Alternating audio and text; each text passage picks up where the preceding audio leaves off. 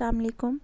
आज का हमारा टॉपिक है माइटोकॉन्ड्रिया। और माइटोकॉन्ड्रिया का हमने रोल देखना है सेलुलर रेस्पिरेशन में क्या होता है और इसकी क्या सिग्निफिकेंस है as a semi autonomous organelle.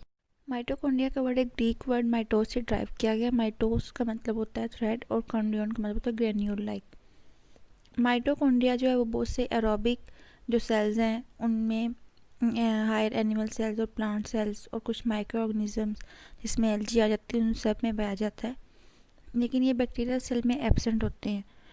और सबसे पहले जो ऑब्ज़र्व किया था माइटोकॉन्ड्रिया का वो रिचर्ड एल्टमन ने 1894 में किया था और 1898 में कार्ल बेंदा ने इसको नाम दिया था माइटोकॉन्ड्रिया का।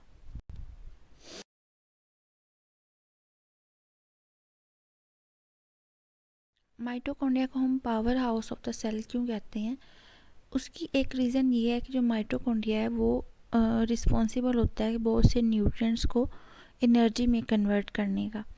और एनर्जी यील्डिंग मॉलिक्यूल हमारे पास एटीपी की फॉर्म में होते हैं जो सेल की डिफरेंट एक्टिविटीज़ में रोल प्ले करते हैं। मतलब उन एक्टिविटीज़ में यूज़ होती है एटीपी। एनर्जी जो होगी वो एटीपी की फॉर्म में यूज़ होगी। और जो ये फंक्शन है जिसकी वजह से power house of the cell कहा जाता है वो मेन फंक्शन एरोबिक रेस्पिरेशन का है, जिसकी वजह से हम माइटोकॉन्ड्रिया को power house of the cell कहते हैं। और एरोबिक रेस्पिरेशन में ग्लाइकोलाइसिस, क्रेब्स साइकिल और इलेक्ट्रॉन ट्रांसपोर्ट चेन आ जाएगी। माइटोकॉन्ड्रिया का ओरिजिन कैसे हुआ था? 2 बिलियन ईयर्स अगो जब एक बैक्टीरियम फ्यूज़ हुआ था आर्कियल सेल के साथ तो उसने सिम्बियोटिक रिलेशनशिप बनाया था यूकैरियोटिक सेल से। जो फर्स्ट पर्सन था जिसने रिकॉग्नाइज किया था माइटोकॉन्ड्रिया को as a descendant of endosymbiotic bacteria वो था इवान। और एंडोसिम्बियोटिक थ्योरी जो है वो डील कर रही है कि किस तरह से माइटोकॉन्ड्रिया और क्लोरोप्लास्ट का ओरिजिन हुआ था। एंडोसिम्बियोटिक थ्योरी को जब हम डिटेल में देखेंगे तो आपको पता चलेगा कि किस तरह से माइटोकॉन्ड्रिया और क्लोरोप्लास्ट इवॉल्व हुए थे। माइटोकॉन्ड्रिया और क्लोरोप्लास्ट दोनों के पास अपना डीएनए और राइबोसोम होता है। एंडोसिम्बियोटिक थ्योरी हमें बताती है कि किस तरह से क्लोरोप्लास्ट और माइटोकॉन्ड्रिया इवॉल्व हुए। जो फर्स्ट एंडोसिम्बियोटिक इवेंट हुआ था ये आप डायग्राम में देख सकते हैं लेफ़्ट साइड पे जहाँ पे 1 लिखा है। यहाँ पास फर्स्ट एंडोसिम्बियोटिक इवेंट है। यहाँ पे हमारे पास जो एक यूकैरियोटिक सेल है उसने इनगल्फ किया एक एरोबिक बैक्टीरिया को या आप कह लें प्रोकैरियोट को, जिनके दरमियान बाद में एक एंडोसिम्बियोटिक रिलेशनशिप बना यूकैरियोट और प्रोकैरियोट के दरमियान जो ग्रेजुअली डेवलप हो गया माइटोकॉन्ड्रिया में। सेकेंड एंडोसिम्बियोटिक इवेंट जो है आप इससे ऊपर जहाँ पे 2 लिखा है वहाँ पे देख सकते हैं कि जो अर्ली यूकैरियोट था जिसने ऑलरेडी कंज्यूम किया था एक एरोबिक बैक्टीरिया को या प्रोकैरियोट को, उसी ने एक फोटोसिंथेटिक बैक्टीरिया को कंज्यूम किया और उसको इवॉल्व कर दिया क्लोरोप्लास्ट में। माइटोकॉन्ड्रिया की लोकेशन किस तरह की होती है? माइटोकॉन्ड्रिया जो होते हैं वो मूव कर रहे होते हैं साइटोप्लाज्म में, उनकी एक यूनिफॉर्म डिस्ट्रीब्यूशन होती है साइटोप्लाज्म में, लेकिन कुछ सेल में उनकी डिस्ट्रीब्यूशन बहुत रिस्ट्रिक्टेड होती है। उसके रीज़न क्या है कि माइटोकॉन्ड्रिया की डिस्ट्रीब्यूशन या जो नंबर होते हैं वो कोरिलेट कर रहे होते हैं उसके फंक्शन से, मतलब उसका सेल में क्या फंक्शन है। माइटोकॉन्ड्रिया के पास क्रिस्टी होते हैं जो एसोसिएट हुए होते हैं उसके मैकेनिकल और ऑस्मोटिक वर्क के, और एटीपी की डिमांड के अकॉर्डिंग माइटोकॉन्ड्रिया डिस्ट्रीब्यूट हुए होते हैं सेल्स में। फॉर एग्जांपल मसल फाइबर्स में होते हैं या बेसल इनफोल्डिंग जो होती है किडनी ट्यूब्यूल सेल्स की, वहाँ पे ये होते हैं। मायोकार्डियल मसल सेल्स जो होते हैं वहाँ पे माइटोकॉन्ड्रिया बहुत ज़्यादा होते हैं जिनको हम सार्कोसोम्स कहते हैं। वहाँ पे भी ये इनका फंक्शन होता है, इन्होंने अपना जो मेजर रोल प्ले करना होता है उसके अकॉर्डिंग इनकी क्वांटिटी होती है। इसके अलावा माइटोकॉन्ड्रिया जो ज़्यादा अमाउंट में होते हैं वो अपनी वर्क साइड पे होते हैं। उसकी एग्जांपल हम ले सकते हैं कि जो माइटोकॉन्ड्रिया की रोज़ होती हैं वो रफ एंडोप्लाज्मिक मेम्ब्रेन के साथ एसोसिएट हुई होती हैं क्योंकि वहाँ पे हमें एटीपी की रिक्वायरमेंट होती है प्रोटीन सिंथेसिस के लिए। इसके अलावा माइटोकॉन्ड्रिया हमारे पास किडनी के प्रॉक्सिमल ट्यूब्यूल्स जो होती हैं किडनी में उसके बॉर्डर पे भी होते हैं। वहाँ पे भी जो एटीपी के अकॉर्डिंग जो काम होना था या जहाँ पे हमें एटीपी की रिक्वायरमेंट होती है उसके अकॉर्डिंग उसकी डिस्ट्रीब्यूशन हुई होगी किडनी में। नंबर जो होते हैं माइटोकॉन्ड्रिया के वो भी सेल में डिपेंड करते हैं सेल में जिस तरह का फंक्शन होता है उसके अकॉर्डिंग। कुछ सेल्स ऐसे हैं जिसमें बहुत ज़्यादा अमाउंट होती है माइटोकॉन्ड्रिया की, नंबर्स बहुत ज़्यादा होते हैं, जैसा कि अमीबा में 50,000 होते हैं। सी अर्चन में जो माइटोकॉन्ड्रिया होते हैं वो 140,000 तो आप 150,000 होते हैं। एम्फीबियन के ओसाइट्स में जो होते हैं 300,000 माइटोकॉन्ड्रिया होते हैं। और कुछ सेल्स जो हैं जैसे लीवर सेल है रैट में, उसमें सिर्फ 500 to 1600 माइटोकॉन्ड्रिया होते हैं। हमारे पास जो ग्रीन प्लांट्स होते हैं उनमें माइटोकॉन्ड्रिया की क्वांटिटी कम होती है as compare to animal cell. उसकी रीज़न क्या होती है कि जो माइटोकॉन्ड्रिया ने फंक्शन करना है प्लांट सेल्स में, वो क्लोरोप्लास्ट भी अपना वो रोल प्ले कर लेता है उस फंक्शन में, इसलिए वहाँ पे रिक्वायरमेंट कम होती है।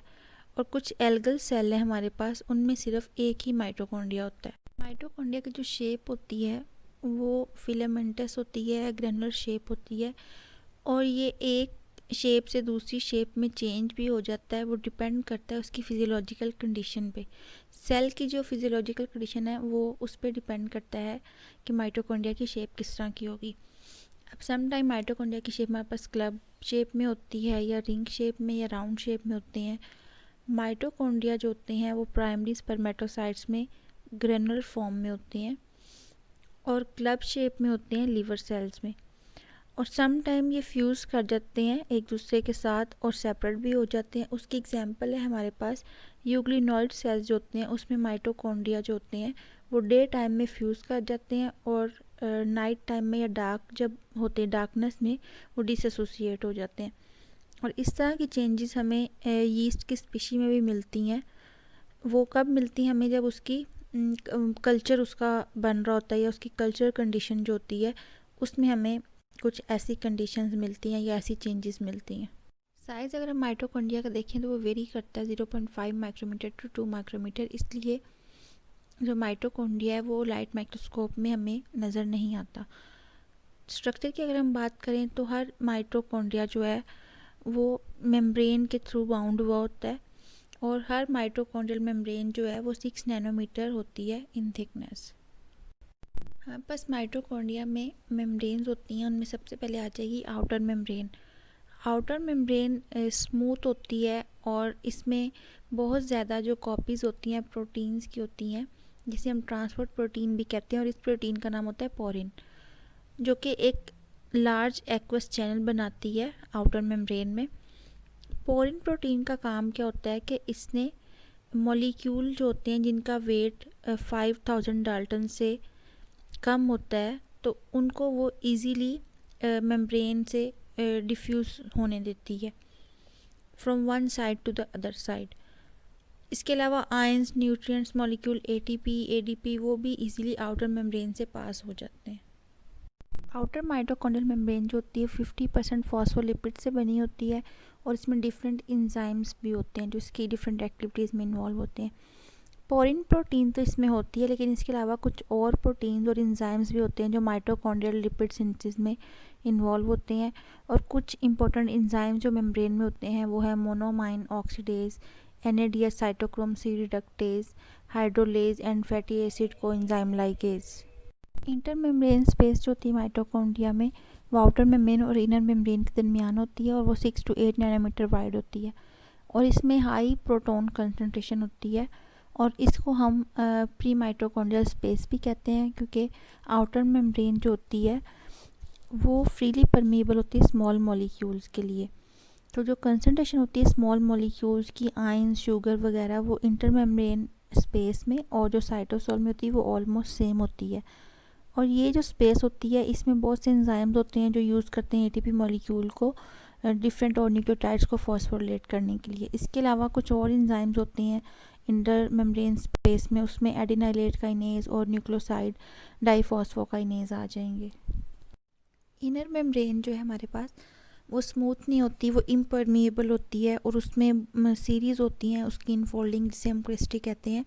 और जो माइटोकॉन्ड्रिया एक डबल मेम्ब्रेन है, जिसमें इनर मेम्ब्रेन जो है उसमें माइटोकॉन्ड्रियल स्पेस जो है वो डिवाइड हुई है 2 डिस्टिंक्ट चैम्बर, जिसमें एक है आउटर कंपार्टमेंट जिसे हम पेरी माइटोकॉन्ड्रियल स्पेस भी कहते हैं, और एक है इनर कंपार्टमेंट या इनर चैम्बर जिसे हम मैट्रिक्स स्पेस भी कहते हैं।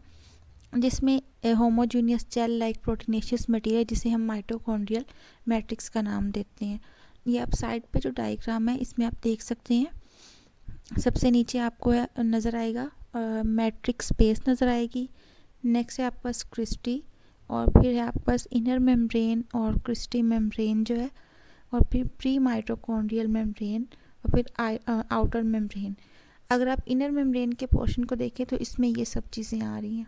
माइटोकॉन्ड्रियल मैट्रिक्स में हमारे पास लिपिड्स, प्रोटीन, सर्कुलर डीएनए और राइबोसोम, इसके अलावा ग्रेन्यूल्स होते हैं। जो इनर माइटोकॉन्ड्रियल मेम्ब्रेन होती है उसमें प्रोटीन्स भी होती हैं जो कि रिडॉक्स रिएक्शन परफॉर्म कर रही होती हैं इन ऑक्सीडेटिव फॉस्फोराइलेशन में। रिडॉक्स रिएक्शन का आपको पता है, जब एट अ टाइम आपके पास ऑक्सीडेशन भी हो रही हो, रिडक्शन भी हो रही हो। और जो ग्रेन्यूल्स होते हैं वो माइटोकॉन्ड्रिया में बहुत प्रोमिनेंट होते हैं, क्योंकि इनका काम क्या होता है, ये ट्रांसपोर्ट करते हैं आयंस की और वाटर की। माइटोकॉन्ड्रिया में बहुत से एंटीपोड सिस्टम एग्जिस्ट करते हैं जो अलाउ करती हैं आयन की एक्सचेंज को, जो कि साइटोसोल और माइटोकॉन्ड्रिया के दरमियान आयन एक्सचेंज होते हैं।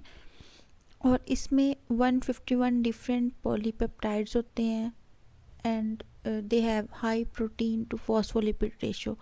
वो प्रोटीन और टू फॉस्फोलिपिड जो रेशो होती है वो 3:1 होती है, which is about 1 protein for 15 phospholipids. इसके अलावा इनर मेम्ब्रेन में एक आउटर साइटोसोल और सी फेस होता है जो होता है टूवर्ड पेरी माइटोकॉन्ड्रियल स्पेस, और एक इनर मैट्रिक्स और एम फेज होता है जो होता है टूवर्ड मैट्रिक्स। इस मेम्ब्रेन में कुछ प्रोटीन होती हैं जिनके डिफरेंट फंक्शंस होते हैं। कुछ ऐसी प्रोटीन होती हैं जो कैरी करती हैं ऑक्सीडेशन रिएक्शन को रेस्पिरेटरी चेन में, और एक एंजाइम कॉम्प्लेक्स होता है हमारे पास जिसे एटीपी सिंथेज कहते हैं जो एटीपी बनाता है मैट्रिक्स में। कुछ स्पेसिफिक ट्रांसपोर्ट प्रोटीन होती है जो रेगुलेट करती हैं डिफरेंट मेटाबोलाइट्स को कि वो किस तरह मैट्रिक्स के इनसाइड और आउटसाइड मूव करेंगे। और कुछ और सिग्निफिकेंट एंजाइम होते हैं इनर मेम्ब्रेन में, उनमें से कुछ हमारे पास इलेक्ट्रॉन ट्रांसपोर्ट पाथवे के एंजाइम होते हैं जिसमें NAD और FAD है, और कुछ साइटोक्रोम के रेलिवेंट एंजाइम्स होते हैं। माइटोकॉन्ड्रियल मैट्रिक्स में हमारे पास जो एंजाइम्स हैं उसमें malate dehydrogenase, isocitrate dehydrogenase, fumarase, aconitase, citrate synthase, alpha keto acid dehydrogenase और बीटा ऑक्सीडेशन एंजाइम्स मौजूद होते हैं। माइटोकॉन्ड्रिया में हमारे पास इनर माइटोकॉन्ड्रियल मेम्ब्रेन में हमारे पास क्रिस्टी होते हैं जो एक्सपैंड हुए होते हैं उसके सरफेस एरिया पे, इनर माइटोकॉन्ड्रियल की सरफेस एरिया पे, जो इसको इन्हांस करते हैं, इसकी एबिलिटी को इन्हांस करते हैं कि वो एटीपी को प्रोड्यूस करें। क्रिस्टी जो प्लांट माइटोकॉन्ड्रिया में होते हैं वो ट्यूबुलर फॉर्म में होते हैं, और एनिमल में जो माइटोकॉन्ड्रिया होते हैं वो प्लेट लाइक फॉर्म में होते हैं। अच्छा, हमारे पास अब इसके अलावा होते हैं ऑक्सीजोम, या जिनको हम F1 पार्टिकल्स भी कहते हैं, वो अटैच हुए होते हैं माइटोकॉन्ड्रिया के जो इनर माइटोकॉन्ड्रिया की M फेज होती है उसके साथ अटैच हुए होते हैं। और इन रिपीटेड यूनिट्स को और स्टैक्ड पार्टिकल्स को हम एलिमेंट्री पार्टिकल्स या ऑक्सीजोम भी कहते हैं। इसके अलावा इनको हम F1 पार्टिकल्स भी कहते हैं। ये जो F1 पार्टिकल्स होते हैं ये एटीपी के सिंथेसिस और उनकी ऑक्सीडेशन में हेल्प करते हैं।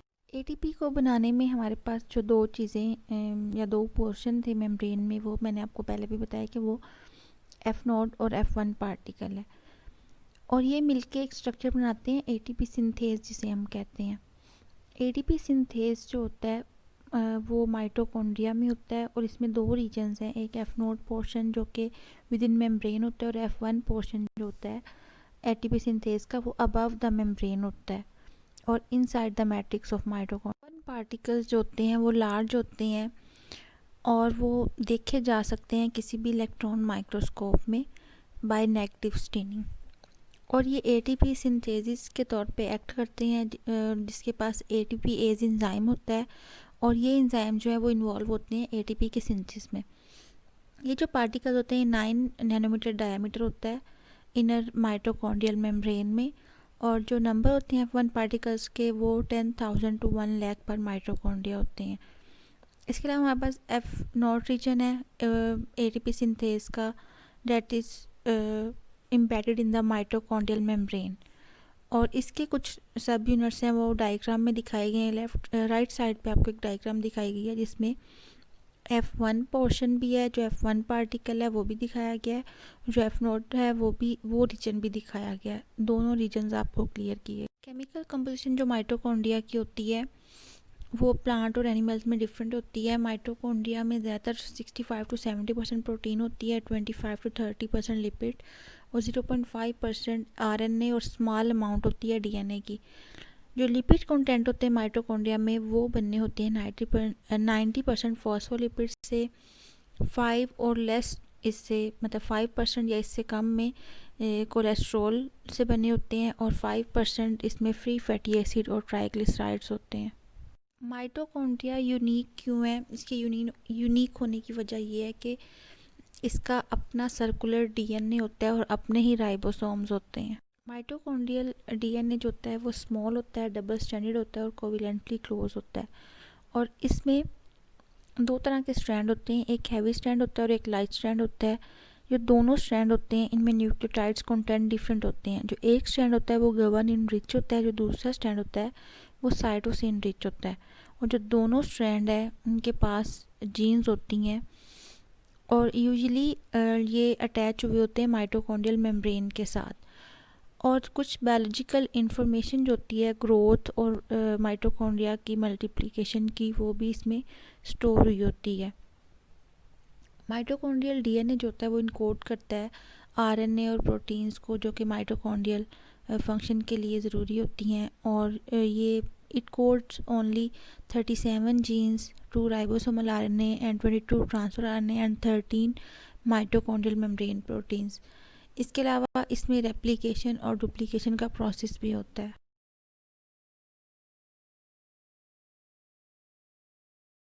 इनहेरिटेंस होती है माइटोकॉन्ड्रियल डीएनए की वो मोस्टली मैटरनली होती है। फादर जो होते हैं वो सिर्फ जीन्स देते हैं या जीन ट्रांसफ़र करते हैं चिल्ड्रंस में, लेकिन मदर के थ्रू जीन्स और साइटोप्लाज्म दोनों चिल्ड्रन में ट्रांसफ़र होते हैं ऑफस्प्रिंग में थ्रू देयर एग सेल्स। इसलिए जो माइटोकॉन्ड्रिया होता है वो साइटोप्लाज्म में होता है और वहीं पे वो अपने आप को रिप्रोड्यूस करता है और इसीलिए वो मदर के एग सेल के थ्रू ही ऑफस्प्रिंग में ट्रांसफ़र होता है क्योंकि वो साइटोप्लाज्म में होता है। और इस तरह जो माइटोकॉन्ड्रियल डीएनए का इनहेरिटेंस पैटर्न है उसे हम मैटरनल इनहेरिटेंस भी कह सकते हैं। डिफरेंट मेटाबॉलिक रिएक्शंस जो होते हैं वो माइटोकॉन्ड्रिया के डिफरेंट मेम्ब्रेन्स भी होते हैं। जो आउटर मेम्ब्रेन होती है वहाँ पे ऑक्सीडेशन होती है एपिनेफ्रिन की, डिग्रेडेशन होती है ट्रिप्टोफैन की और फैटी एसिड की इलॉन्गेशन होती है। इनर मेम्ब्रेन में ऑक्सीडेटिव फॉस्फोराइलेशन का प्रोसेस होता है और जो मैट्रिक्स होता है उसमें हमारे पास Krebs cycle, beta oxidation, detoxification of ammonia जो होती है यूरिया साइकिल में और स्टोरेज होती है कैल्शियम आयंस की। इसके अलावा कुछ जो मेजर फंक्शन है माइटोकॉन्ड्रिया के उसमें सबसे इम्पॉर्टेंट जो फंक्शन है वो है रोल ऑफ एनर्जी कंजर्वेशन जिसमें सेलुलर रेस्पिरेशन आ जाएगा। इसके अलावा कार्बोहाइड्रेट्स की ऑक्सीडेशन है और ऑक्सीडेटिव डीकार्बोक्सिलेशन है, प्रोडक्शन ऑफ हीट है, रोल है इसका मेन जो अपोप्टोसिस में है। इसके अलावा न्यूरोट्रांसमीटर मेटाबॉलिज्म में इसका रोल है और कोलेस्ट्रॉल मेटाबॉलिज्म में भी। माइटोकॉन्ड्रिया का जो मेन रोल है वो सेलुलर रेस्पिरेशन में होता है और माइटोकॉन्ड्रिया को हम पावर हाउस कहते हैं सेल का। ये वो ऑर्गेनेली है जो डाइजेस्टिव सिस्टम की तरह एक्ट करता है, जिस तरह डाइजेस्टिव सिस्टम न्यूट्रिएंट्स को लेते हैं उसकी ब्रेक डाउन करते हैं फिर उससे एनर्जी जनरेट होती है। इसी तरह जो बायोकेमिकल प्रोसेस हो रहे होते हैं सेल्स में उसको हम सेलुलर रेस्पिरेशन कहते हैं और उस सेलुलर रेस्पिरेशन में जो माइटोकॉन्ड्रिया का रोल होता है वो ये होता है कि वो एनर्जी की प्रोडक्शन करता है, मतलब एटीपी की फॉर्म में। वो किस तरह से करता है? कुछ केमिकल एनर्जी जो कि ग्लूकोज में होती है और दूसरे अदर न्यूट्रिएंट्स में होती है उसके थ्रू ये एनर्जी प्रोड्यूस करता है। माइटोकॉन्ड्रिया एनर्जी प्रोडक्शन के अलावा इसका एक और जो मेन रोल है वो ये है कि जनरेट करता है आयरन और सल्फ़र को भी, जब जो कि इम्पोर्टेंट होते हैं या इम्पोर्टेंट को फैक्टर हैं डिफरेंट एंजाइम्स के, तो उनको भी बनाने में जनरेट करने में माइटोकॉन्ड्रिया का मेन रोल है। और इसके अलावा एटीपी की प्रोडक्शन में इसका मेन रोल है। मेन रोल जो है माइटोकॉन्ड्रिया का प्रोडक्शन ऑफ एटीपी है। माइटोकॉन्ड्रिया की इनर मेम्ब्रेन में जो प्रोटीन्स हैं वो अपना एटीपी की प्रोडक्शन में वो भी मेन रोल प्ले करती हैं। और जो एटीपी की प्रोडक्शन है वो मोस्टली होती है जब जो मेजर प्रोडक्ट्स हैं उनकी ऑक्सीडेशन होती है, जैसे ग्लूकोज, पायरोवेट और NADH है, जो कि साइटोसोल में प्रोड्यूस होते हैं। और जो ये प्रोसेस होते हैं सेलुलर रेस्पिरेशन के, इनको हम एरोबिक रेस्पिरेशन भी कह देते हैं, जो कि डिपेंड करते हैं ऑक्सीजन पे। जो नेट एनर्जी यील्ड होती है ग्लाइकोलिसिस की, जिसमें ग्लूकोज से पायरोवेट की कन्वर्जन होती है, उसमें 2 ATP मॉलिक्यूल प्रोड्यूस होते हैं एक ग्लूकोज मॉलिक्यूल से। और अंडर एरोबिक कंडीशन जो एंड प्रोडक्ट होती है ग्लाइकोलिसिस की, वो पायरोविक एसिड होती है और रिड्यूस कोएंजाइम होते हैं NAD। और जो 2 NADH होते हैं उनके पास 6 मॉलिक्यूल्स ऑफ ATP होते हैं। एरोबिक कंडीशन में तो पायरोवेट फर्दर आगे कन्वर्ट हो जाता है एसिटाइल कोएंजाइम में, लेकिन एनारोबिक कंडीशन में क्या होता है, जो पायरोविक एसिड होता है वो साइटोसोल में ही रहता है और वो as a hydrogen acceptor use होता है और फर्दर वो कन्वर्ट हो जाता है लैक्टिक एसिड में। जब ऑक्सीजन हमारे पास लिमिटेड अमाउंट में होती है, जो ग्लाइकोलिटिक प्रोडक्ट होती हैं वो मेटाबोलाइज होती हैं बाय एनारोबिक फर्मेंटेशन। और ये जो एनारोबिक फर्मेंटेशन का प्रोसेस है ये इंडिपेंडेंट होता है माइटोकॉन्ड्रिया पे, मतलब ये डिपेंडेंट नहीं होता है, ये माइटोकॉन्ड्रिया में नहीं हो रहा होता। माइटोकॉन्ड्रिया जो होते हैं वो अबंडेंट अमाउंट में होते हैं कुछ सेल्स में, जहाँ पे बहुत ज़्यादा एनर्जी की ज़रूरत होती है। उसमें हमारे पास एक सिंपल एग्जांपल आ जाती है मसल्स। कार्बोहाइड्रेट की जो ऑक्सीडेशन होती है उसमें जब कार्बोहाइड्रेट एंटर होते हैं सेल में in the form of monosaccharide, जिसमें हमारे पास एग्जांपल आ जाती है ग्लूकोज या ग्लाइकोजिन, जो कि मोनोसेक्राइड्स हैं। ये जो ग्लूकोज या ग्लाइकोजिन एक हेक्सोस शुगर है, जब उनकी ब्रेकडाउन होती है, जब वो कन्वर्ट होते हैं एक फॉर्म से दूसरी फॉर्म में, तो आफ्टर ब्रेकडाउन ये 3 कार्बन कंपाउंड में कन्वर्ट हो जाते हैं with the series of reactions और with the help of many enzymes. अब जब ग्लूकोज कन्वर्ट होता है पायरोवेट में, तो ये पूरा एक प्रोसेस ग्लाइकोलिसिस का, इसमें आपने 10 मेजर स्टेप्स पढ़े हुए हैं, जिसमें कन्वर्जन हो रही है 6 कार्बन कंपाउंड की 3 कार्बन कंपाउंड में। जो पायरोविक एसिड है वो एंटर होता है इसके बाद माइटोकॉन्ड्रिया में फॉर इट्स कंप्लीट ऑक्सीडेशन। जब पायरोविक एसिड की ऑक्सीडेशन होती है तो वो कन्वर्ट हो जाता है कार्बन डाइऑक्साइड और वाटर में। जो ये रिएक्शन जिसमें कंप्लीट ऑक्सीडेशन हो रही है ग्लूकोज की कार्बन डाइऑक्साइड में और वाटर में, इसको हम कहते हैं मेटाबॉलिक पाथ। नेक्स्ट हमारे पास जो फंक्शन है वो है ऑक्सीडेटिव डीकार्बोक्सिलेशन का। माइटोकॉन्ड्रिया में ऑक्सीडेटिव डीकार्बोक्सिलेशन कैसे होती है, जब पायरोविक एसिड की डिग्रेडेशन होती है तो वो माइटोकॉन्ड्रिया के अंदर होती है। माइटोकॉन्ड्रिया डायरेक्टली एंटर होता है माइटोकॉन्ड्रियल मैट्रिक्स में और वो कन्वर्ट हो जाता है एसिटाइल कोएंजाइम A में with the help of enzyme, जिसमें जो मेजर एंजाइम है हमारे पास वो है पायरोविक एसिड डिहाइड्रोजिनेज। पायरोवेट जब कन्वर्ट होता है एसिटाइल कोएंजाइम में, आप राइट साइड पे एक इक्वेशन देख सकते हैं। जब पायरोवेट कन्वर्ट होता है एसिटाइल कोएंजाइम में तो ये माइटोकॉन्ड्रिया में एंटर हो जाता है, वहाँ पे इसकी ऑक्सीडेटिव डीकार्बोक्सिलेशन होती है, कार्बन डाइऑक्साइड रिमूव होती है, इसमें रिडक्शन का प्रोसेस भी होता है जिसमें NAD कन्वर्ट होता है NADH में, और एक कोएंजाइम A इसके साथ अटैच होता है जिसको कन्वर्ट करता है एसिटाइल कोएंजाइम A में। और इसके रिज़ल्ट में हमारे पास 2 कार्बन कंपाउंड होते हैं जो हमें मिलते हैं, इसके अलावा कार्बन डाइऑक्साइड और NADH भी। माइटोकॉन्ड्रिया का जो एक रोल है अपोप्टोसिस में वो ये है कि ये एक्टिवेट करता है अपोप्टोसिस इन मैमेलियन सेल। माइटोकॉन्ड्रिया रेगुलेट करता है और एक्टिवेट करता है कैस्पेज को, जो कि सेल डेथ की कॉज बनती है। ये एक्टिवेट करता है कैस्पेज प्रोटीएज को, जो कि एक प्रोटीएज एंजाइम की फैमिली से बिलोंग करता है, जिसका एक मेजर रोल होता है प्रोग्राम सेल डेथ में। ये इसका काम क्या होता है कैस्पेज प्रोटीएज का, कि इसने डिसमेंटल करना होता है सेल्स को, या आप कह दें कि उनकी डेथ की जो रीज़न होती है वो कैस्पेज प्रोटीएज, जो कि प्रोटीएज एंजाइम की फैमिली से है, उसका मेजर रोल सेल डेथ में होता है। इसके अलावा एक BCL2 जीन है जिसे हम अपोप्टोटिक जीन भी कहते हैं। माइटोकॉन्ड्रिया जो है उसमें BCL2 जो है वो रेगुलेट करती है कुछ ऐसी प्रोटीन्स को जो सेल डेथ की रेगुलेशन में हेल्प करती हैं, और ये ऐसी प्रोटीन्स रिलीज़ कहाँ करती है, जो माइटोकॉन्ड्रिया के स्पेस होती है between inner and outer membrane, वहाँ पे ये जीन ऐसी प्रोटीन्स को रिलीज़ करती है, और उसमें हमारे पास एक स्पेस प्रोटीएज भी आ सकती है।